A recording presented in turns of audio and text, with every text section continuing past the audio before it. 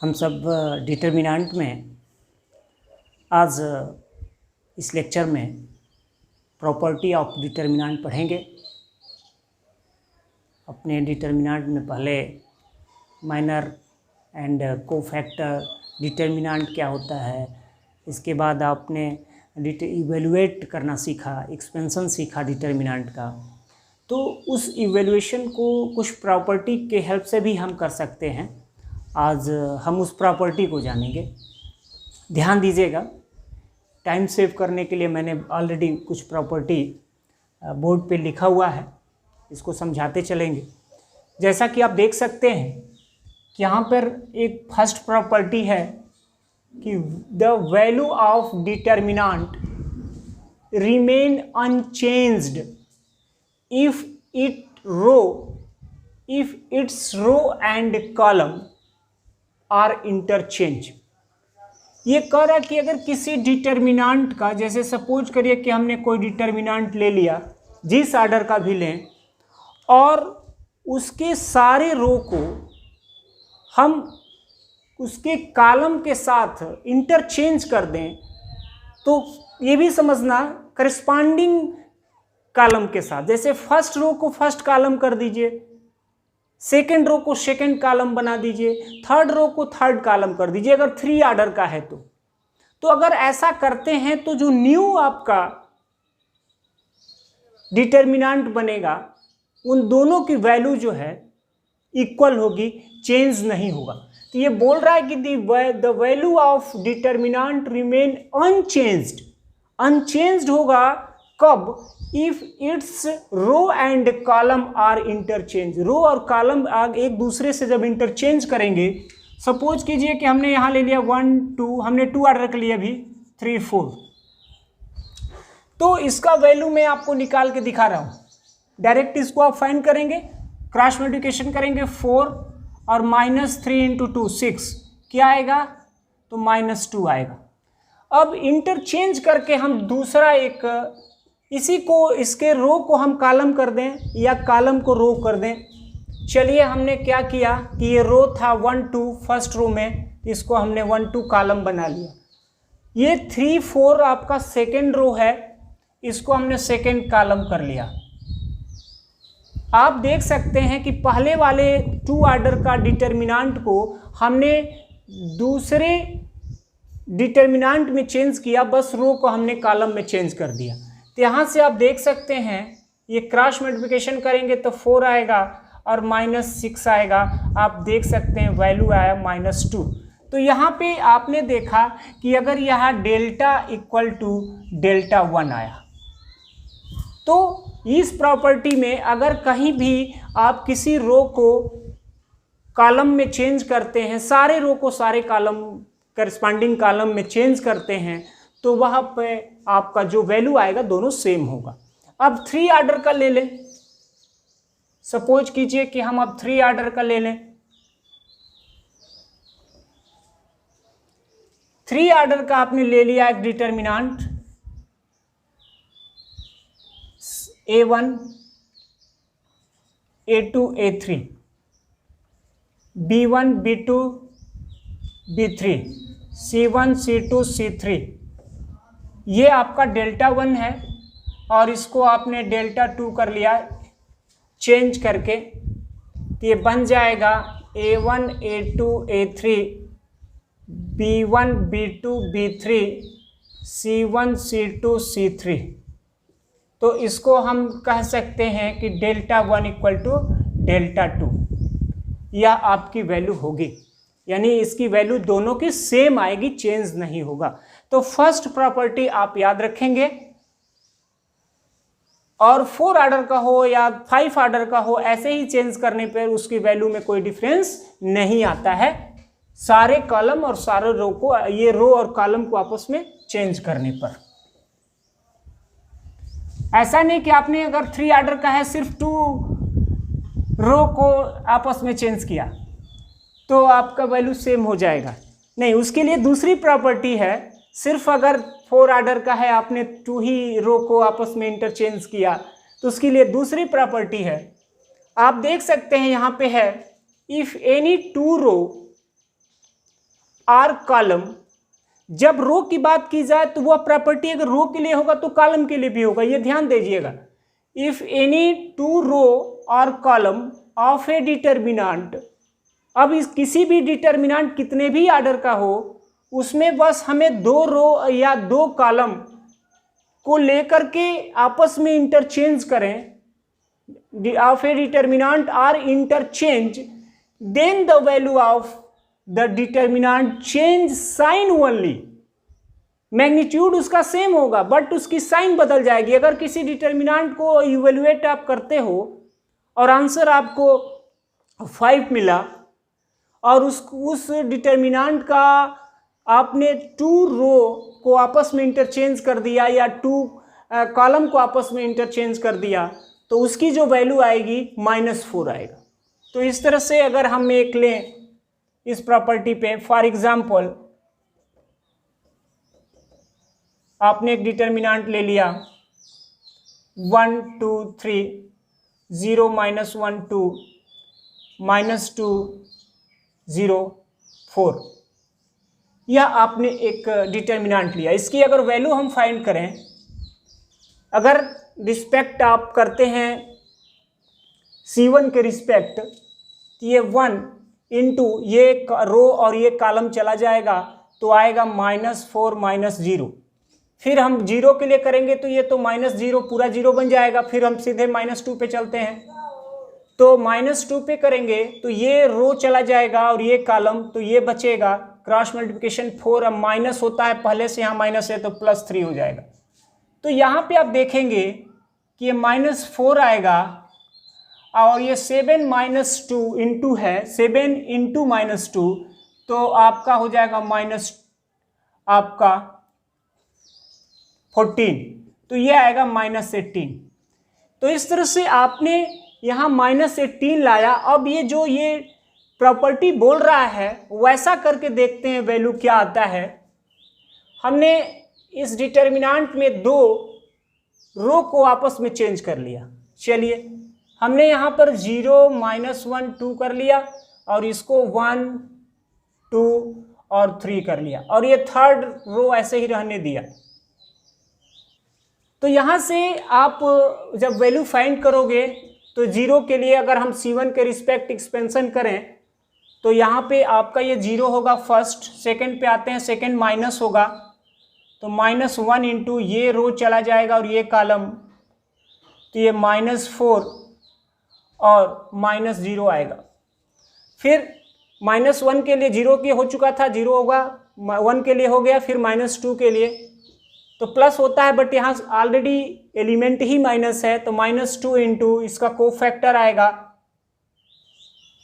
ये 2 माइनस ये रो चला जाएगा और ये कॉलम, तो -3 और -4 होगा।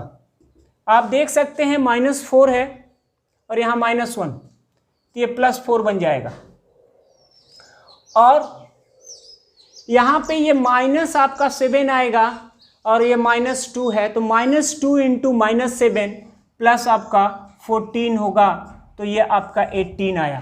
तो आप देख सकते हैं यह आपका, अगर इसको हम कोई दूसरा डिटर्मिनेंट का नाम दे दें, क्योंकि आपने चेंज किया है, ये डिटर्मिनेंट बदल चुका है, इसलिए इसका दूसरा नाम हमने B दिया, तो यहाँ से इसको आप लिख सकते हैं B आपका -A के बराबर है। देखिए A की वैल्यू आया था -18 और माइनस इंटू -18 +18, तो यहाँ से आपने देखा कि A इक्वल टू माइनस आपका B या B - A ऐसे कह सकते हो। तो अगर 2 कॉलम या 2 रो को आपस में इंटरचेंज करते हो तो आपको वैल्यू सेम आएगी, बस वहाँ पे साइन बदल जाएगा। अगर कहीं में 15 है तो -15 होगा, ऑलरेडी -15 है तो +15 होगा। इसके बाद हम थर्ड प्रॉपर्टी पे आते हैं। थर्ड प्रॉपर्टी क्या है आप ध्यान दीजिएगा, इन प्रॉपर्टी को याद भी रखना है। जरूरी नहीं सारे क्वेश्चन प्रॉपर्टी पे ही हो, बट प्रॉपर्टी आपको याद रखना जरूरी है, इससे क्वेश्चन आसान हो जाता है। इफ एनी 2 रो और column are identical, then determinant is zero. Identical कह रहा है यानी कि किसी भी डिटर्मिनेंट का दो रो या दो कॉलम के all element are same equal हैं तो वह डिटर्मिनेंट की वैल्यू जीरो होती है। जैसे देखें, हमने एक डिटर्मिनेंट लिया 1 0 4 1 0 4 3 2 1। अब आप यहां से देख सकते हैं कि फर्स्ट रो और सेकेंड रो आपका दोनों सेम है, यानी आइडेंटिकल है। दोनों रो के सारे एलिमेंट आपस में सेम है। सेम कहने का मतलब फर्स्ट रो का फर्स्ट एलिमेंट, सेकेंड रो का फर्स्ट एलिमेंट आपस में सेम है, इसी तरह सेकेंड एलिमेंट भी आपस में सेम है, थर्ड एलिमेंट भी आपस में सेम है। तो दो रो यहां पर सेम है, R1 और R2 आइडेंटिकल हैं।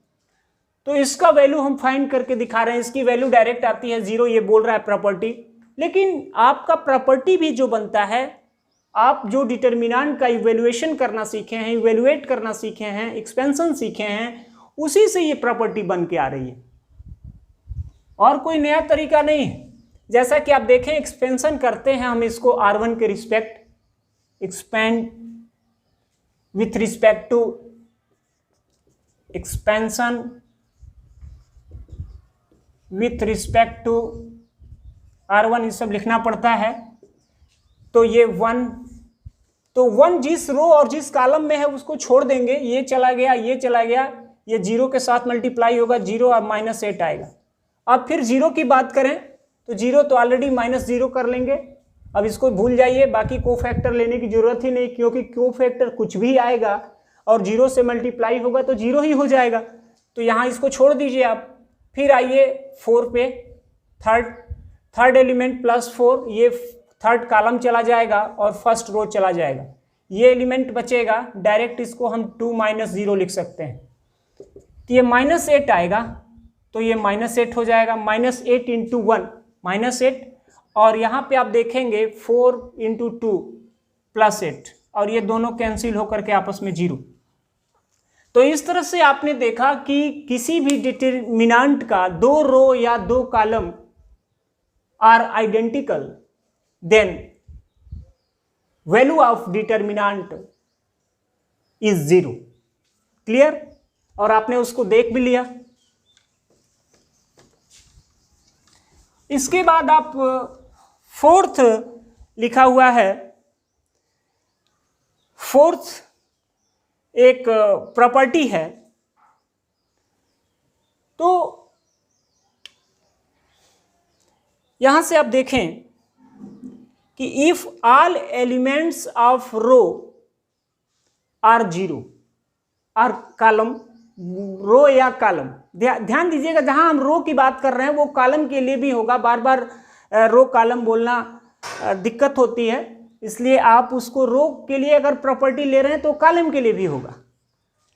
तो किसी भी डिटर्मिनेंट को आप ले लें और आप किसी भी ऑर्डर का ले लीजिए। हमने ले लिया 2 3 4 0 1 4 5 0 -2 -1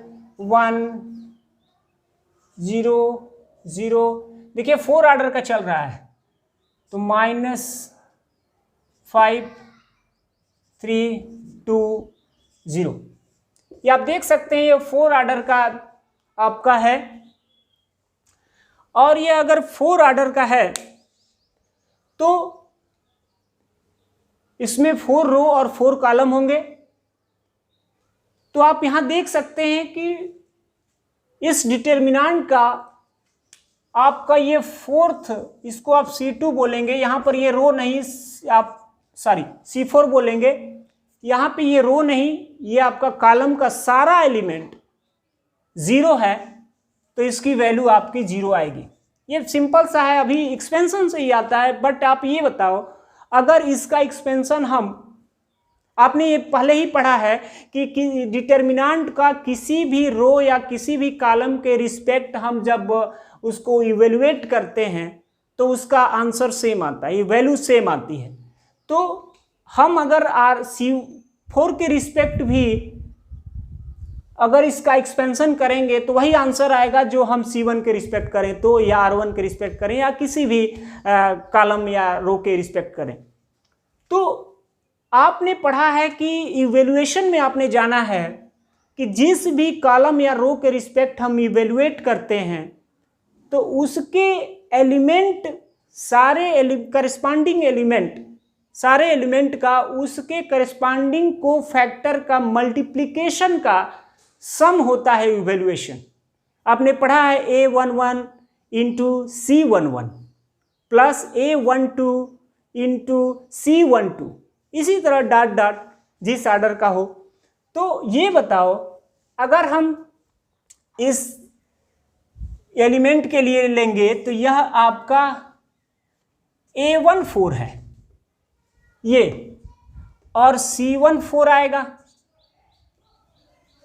इसी तरह A24 होगा तो C24 होगा, A34 होगा तो C34 होगा, और A44 होगा तो C44 होगा आपका ये। तो ये बताइए ये क्या आएगा, उससे क्या मतलब?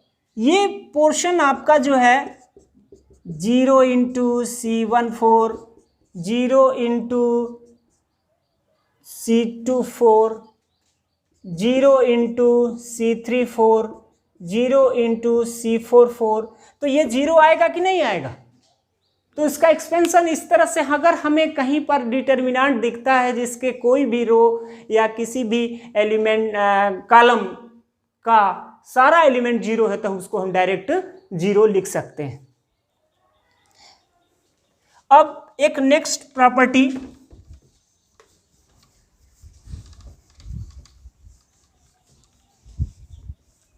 जैसे किसी भी डिटर्मिनेंट में सपोज करो कि हमने एक डिटर्मिनेंट ले लिया के A1, के A2, के A3, के A4, यहाँ B1, B2, B3, B4, C1, C2, C3, C4, यहाँ पे आएगा D1, D2, D3, D4। आप देख सकते हैं ये 4 ऑर्डर का हमने डिटर्मिनेंट लिया है। तो इसमें देख सकते हैं कि ये फर्स्ट रो में कोई कांस्टेंट नंबर से इस टर्म में मल्टीप्लाई है, देख सकते हैं आप के। इस टर्म में फर्स्ट रो के प्रत्येक नंबर में वहां पे के से मल्टीप्लिकेशन है, के एक कांस्टेंट। तो वह के जब मल्टीप्लिकेशन है या किसी भी रो या किसी कॉलम में कोई नंबर से मल्टीप्लिकेशन है तो उसको कॉमन लिया जा सकता है, और वह पूरे मैट्रिक्स के में मल्टीप्लिकेशन हो जाता है, यानी पूरे मैट्रिक्स के टाइम्स के इक्वल आएगा। जैसे इसको हम लिख सकते हैं के into A1, A2, A3, A4। अब B1, B2, B3, B4, C1, C2, C3, C4, D1, D2, D3, D4, ये ऐसे आया। तो कभी भी किसी रो में या कॉलम में आपको कोई कांस्टेंट फैक्टर मिले तो उसे आप कॉमन भी कर सकते हैं। अगर किसी और रो में या कॉलम में होता तो हम उससे भी कॉमन ले सकते थे। जैसे हम नंबर पर लेके आपको समझाएं, कोई नंबर अगर ले लें हम 2, 4, 6, यहां पे हमने ले लिया 5, 20, 15, 3, 4, 2, यह एक डिटर्मिनेंट। आप देख सकते हैं कि इस डिटर्मिनेंट के फर्स्ट रो में कॉमन फैक्टर 2 है, तो उस 2 को हम बाहर कर सकते हैं। साथ में एक आप देख सकते हैं सेकेंड रो में भी कॉमन फैक्टर 5 है, तो इस 5 को भी आप बाहर कर सकते हैं। बट इस थर्ड रो में कोई कॉमन फैक्टर नहीं है 1 के अलावा, तो इसलिए उसको ऐसे रहने देते हैं। यहाँ पर बन जाएगा 1 2 3, ये 1 4 और ये 3 3 4 2, तो ये बन जाएगा 10 इंटू 1 2 3 1 4 3 3 4 2। तो ये ऐसे आया। सपोज आप कहोगे फिर इसमें से भी हम कॉमन लेना चाहते हैं 3 को, इसको 1 बनाना चाहते हैं यहाँ, तो बेशक कॉमन ले सकते हैं। यहाँ पे 10 इंटू 3 हो जाएगा और ये 1 2 3 आपने रहने दिया, 1 4 3 हुआ। इस 3 को जब आप कॉमन लेंगे तो यहाँ तो 1 होगा, लेकिन यहाँ 3 नहीं था, तो यहाँ पर आपको लिखना पड़ेगा 4/3। यहाँ भी 3 नहीं था, तो यहाँ लिखना पड़ेगा 2/3। तो ये ऐसे आप किसी भी रो या कॉलम में कोई भी कांस्टेंट नंबर का मल्टीप्लिकेशन है तो उस इस टर्म में तो उसको हम कॉमन ले सकते हैं। इसको जैसे हम एक लिखने का एक तरीका भी होता है, जैसे मान लीजिए इसमें 3 रो है और 3 कॉलम है, इस डेल्टा को जैसे हम लिखना चाहते हैं शॉर्ट मेथड में रो के फॉर्म में, तो इसको हम R1 R2 R3 लिख सकते हैं ऐसे।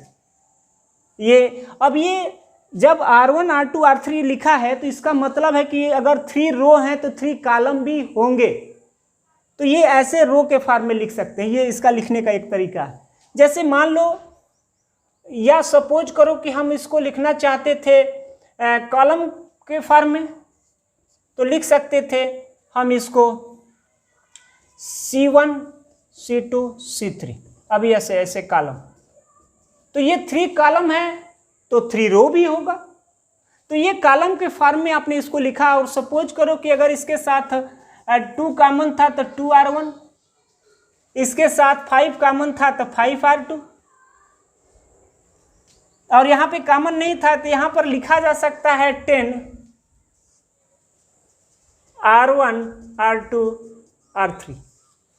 क्लियर? तो इस तरह से आप जो है सपोज करो कि यहाँ पर लिखा है 2C1 3C2 4C3, तो यहाँ से इसका मतलब है कि C1 आपने एक कॉलम लिया है और उसमें आपने 2 इंटू किया है, तो वो C1 के ईच टर्म में 2 का इंटू है। इसका सेंस ये है। ये आपने C2 लिया है, वहाँ 3 से इंटू किया है, तो कॉलम C2 में के ईच टर्म में ईच नंबर में आपके 3 से इंटू है। यहाँ से कॉमन आप कर सकते हैं, इसमें 2 इसमें 3 और इसमें 4, तो 12 और इंटू 2 24 बाहर होगा। इसको लिख सकते हैं C1 C2 C3। तो ये एक लिखने का उनका तरीका भी था।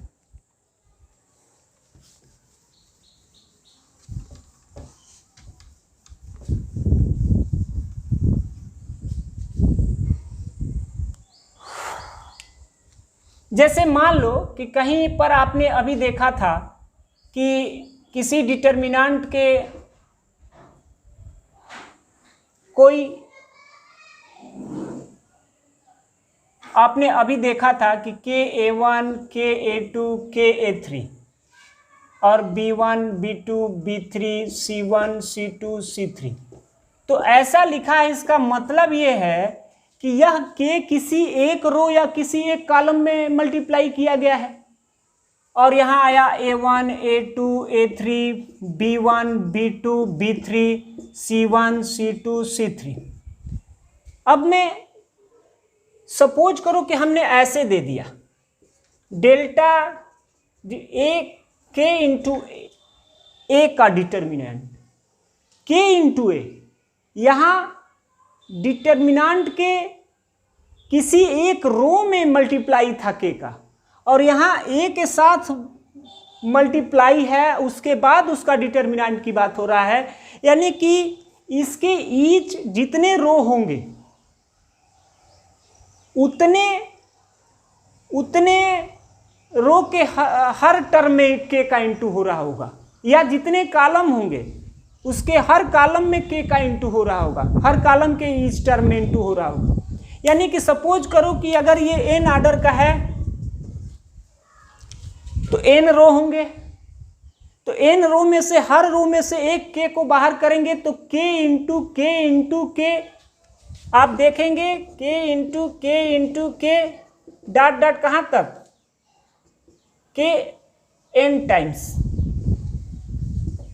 अब तब आपका डिटर्मिनेंट ए, यहाँ पे हर रो में से के अगर बाहर करेंगे तो के एन टाइम्स बाहर इंटू के फॉर्म में आएगा, तो यहाँ से इसको लिखा जा सकता है के का पावर एन और तब डिटर्मिनेंट ए। तो ये समझने की बात थी, यहाँ पर एलिमेंट में इंटू था और यहाँ ए जो आपका डिटर्मिनेंट है उसके ईच टर्म में, उसके प्रत्येक आपके कॉलम और प्रत्येक रो में आपका के का मल्टीप्लाई था। तो इस तरह से ऐसे आपको करना होता है। एक नेक्स्ट प्रॉपर्टी पे आते हैं।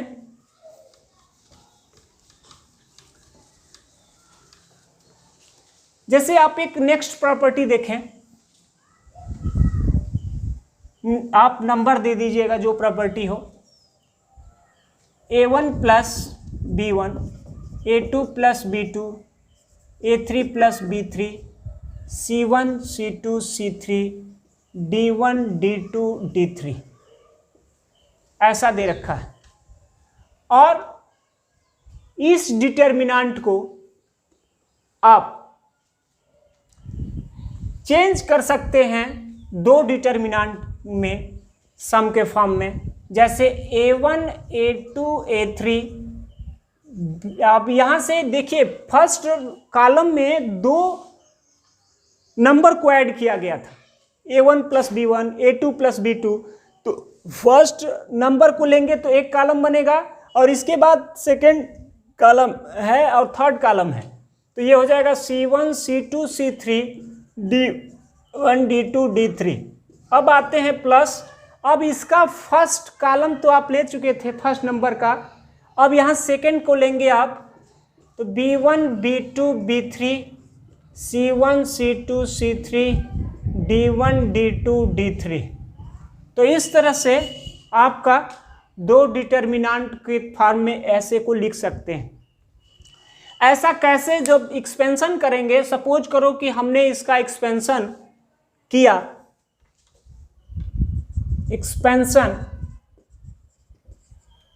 विथ रिस्पेक्ट टू C1 के रिस्पेक्ट एक्सपेंशन करने जा रहे हैं। आप देखिएगा a1 प्लस b1 आपका डिटर्मिनेंट, ये कॉलम और ये रो चला जाएगा c2 d2 c3 d3 minus a2 plus b2, ये रो जाएगा और ये कॉलम जाएगा, आएगा c1 d1 और c3 d3। ये रो गया और ये कॉलम। अब आपका प्लस a3 b3, तो ये रो जाएगा और ये कॉलम, तो c1 d1 c2 d2। आप इसको अगर अलग अलग दोनों का मल्टीप्लाई करें तो a1 into c1 d2 c3 d3 plus b1 c2 d2 c3 d3। फिर आपका यहाँ से प्लस, ये माइनस में है, minus a2 c1 d1 c3 d3 minus b2 c1 d1 c3 d3, फिर plus a3 into determinant c1 d1 c2 d2 plus b3 c1 d1 c2 d2। आप सारे इसमें आप देख सकते हैं A1 A2 A3 को एक साथ करें तो आप देखेंगे कि ये फर्स्ट डिटर्मिनेंट का एक्सपेंशन है। आप देख सकते हैं वो भी C1 के रिस्पेक्ट। तो यहाँ पे देख सकते हैं कि इस डिटर्मिनेंट का ये एक्सपेंशन है, ये फर्स्ट, ये सेकेंड, ये थर्ड और ये, इन तीनों को एक साथ लेंगे तो ये फर्स्ट डिटर्मिनेंट का एक्सपेंशन हुआ, और इन तीनों को एक साथ लेंगे तो देखेंगे कि ये सेकेंड डिटर्मिनेंट का एक्सपेंशन है। तो हमने ये दिखा भी दिया कि यह कैसे आपका सेम आ रहा है। तो ये कैसे सेम आ रहा है आपने इसको भी जाना। तो इस तरह से दो डिटर्मिनेंट को में हम इस ऐसे डिटर्मिनेंट को तोड़ सकते हैं। एक और बात थी जिसमें आपने अभी देखा था दो डिटर्मिनेंट को चेंज करने का प्रोसेस, दो रो या कॉलम को आपस में चेंज करते थे। जैसे आपने देखा यहाँ हमने 1 2 3 4 0 -1 2 0 3 -3 -1 -2 4 -5 0 1 ऐसा डिटर्मिनेंट है। तो ये 4 ऑर्डर का है। सपोज करो कि हम किसी एक डिटर्मिनेंट एक को अगर चेंज कर रहे हैं, ओवरलैप करते हैं, सपोज करो कि इसको हम ऐसे फोर्थ के साथ, तो आप पहले इसको इस पे चेंज करेंगे, फिर इसको इस पे चेंज करेंगे।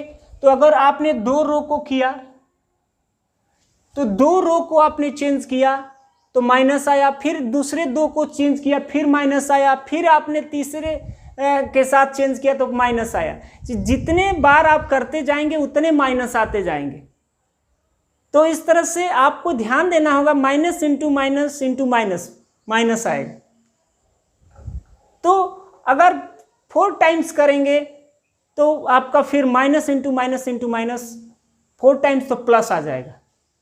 तो यहाँ पे ये बात समझने की ज़रूरत थी कि आप जैसे जैसे उसको चेंज करते जाएंगे वो माइनस आता जाएगा, आपस में चेंज करेंगे और वो उस तरह से आपका वो देखेंगे कि माइनस आ रहा है कि प्लस आता है। ठीक है, अगले लेक्चर में कुछ और बातें डिस्कस करेंगे आपके साथ। बढ़िया से इसको तैयार करते चलें। ठीक है, और इसकी प्रैक्टिस ऑफ क्वेश्चन भी नेक्स्ट लेक्चर में होगा, कुछ एग्जाम्पल भी सॉल्व कराएंगे। Thank you.